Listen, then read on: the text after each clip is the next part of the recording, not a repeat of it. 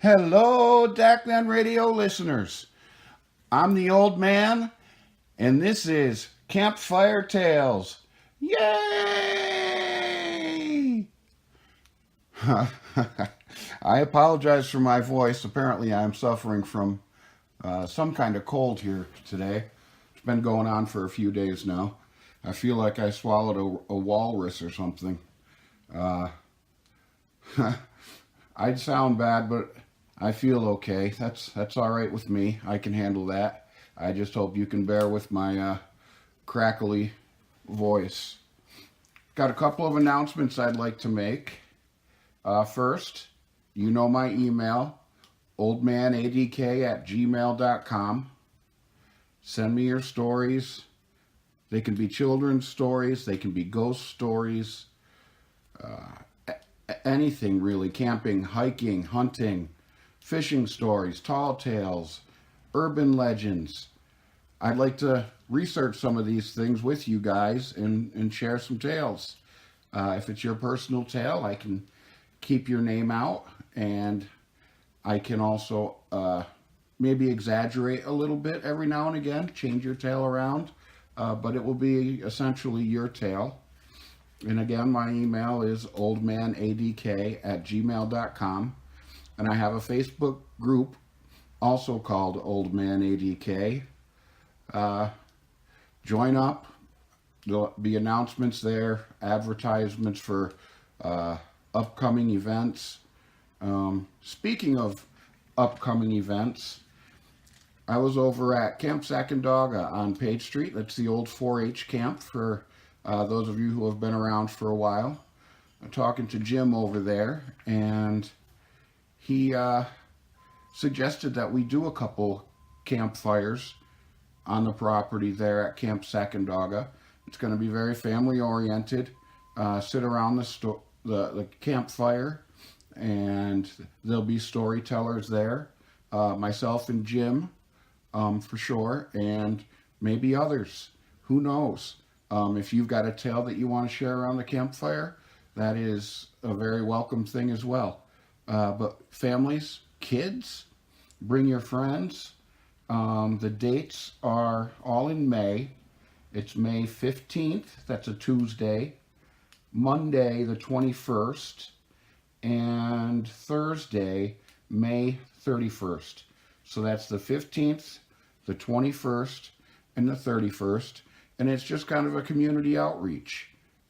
Let people see the camp and what's going on there. And if the weather is not good or if the bugs are too bad, we do have access to a hall there that we can have a have a fire in a fireplace, but we can sit around and enjoy ourselves. Jiffy Pop popcorn could be served. Bring your own drinks, probably. Bring your bug spray. Bring your warm clothes, a sweater or a sweatshirt. We'd love to have you out there.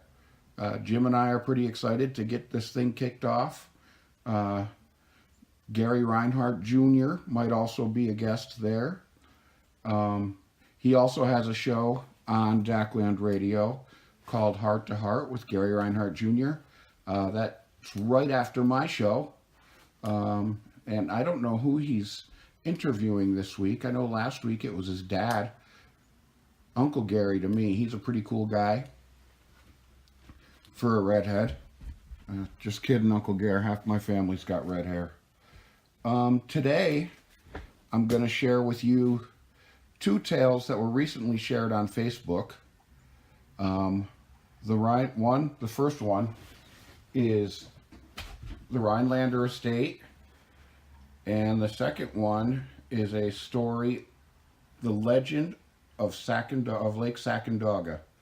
Both are stories, like I said, recently shared on Facebook by the Adirondack Guy.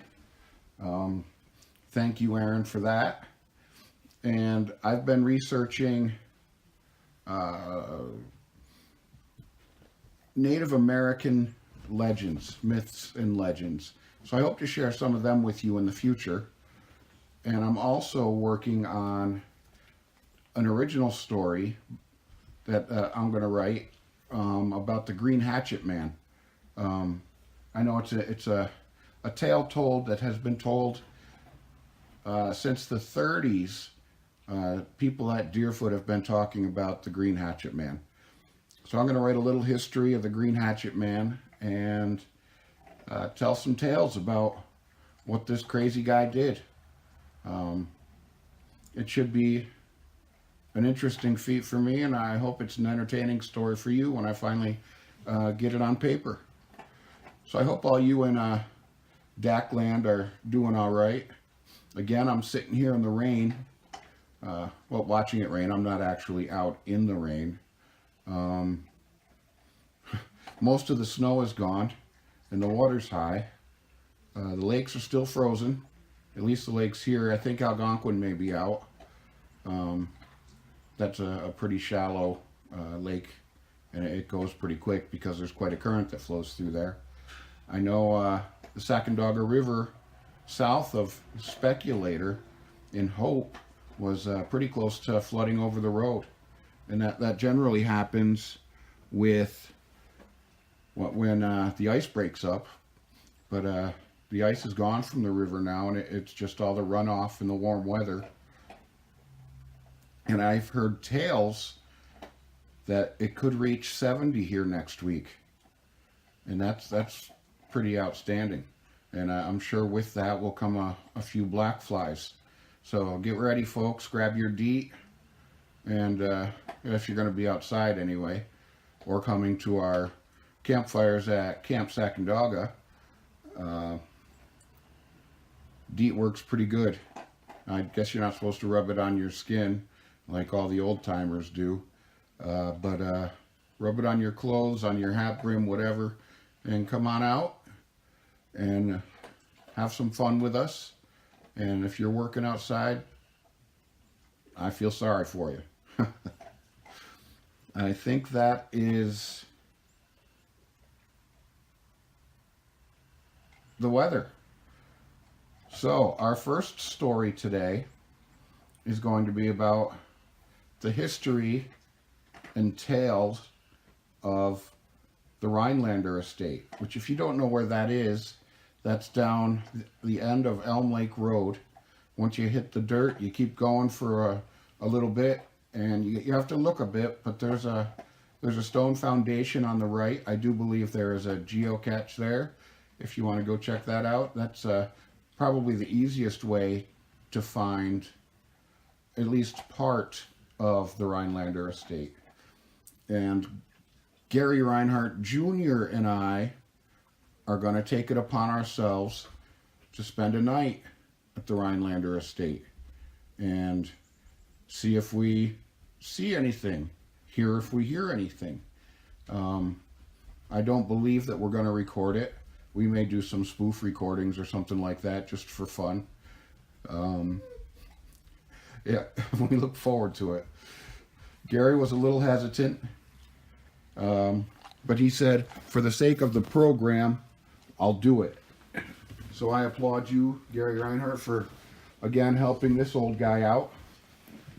I got some puppy love here while I'm getting ready to read this tale about the Rhinelander estate.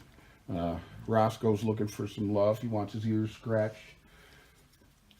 He won't say hi to you, but he's looking at me like I'm crazy talking to myself.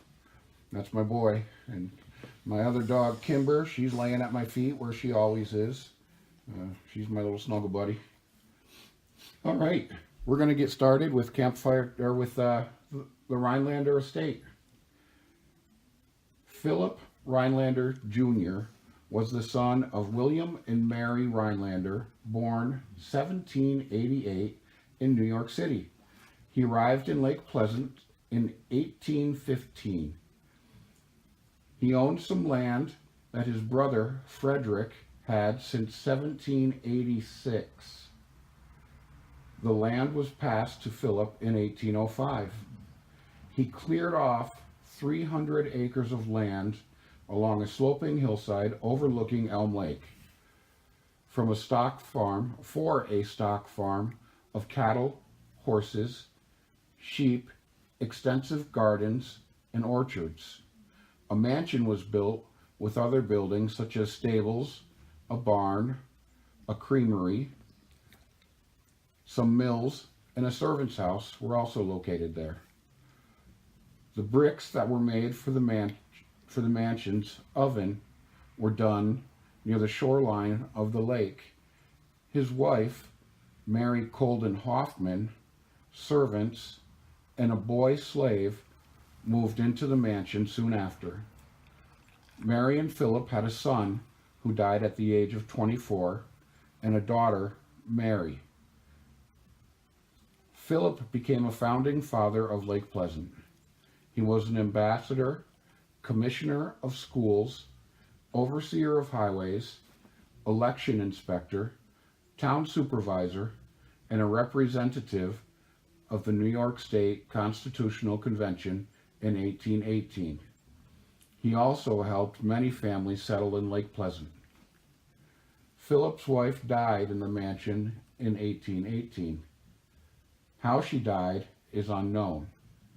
Philip was last heard of when he left Lake Pleasant in 1823. He left for New York City because he was paralyzed. He died on February 21, 1830.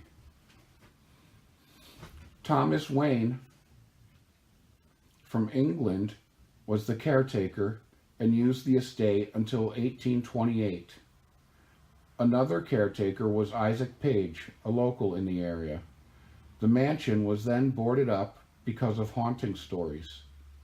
The mansion burned down in 1875 while it was abandoned. A man was seen leaving by some loggers when the building burned. They said he was of ill nature, but nothing was done about it. The legend. Philip Rhinelander was deeply in love with his beautiful wife Mary, and equally had intense jealousy for her. He built a lovely mansion out of love for her and kept Mary virtually a prisoner in it. She would always want to go into town and meet people, but Philip just wouldn't let her mingle with the town folks. Mary would often write letters to her friends and family in New York City, then hand the letters to her husband to be sent to the post office.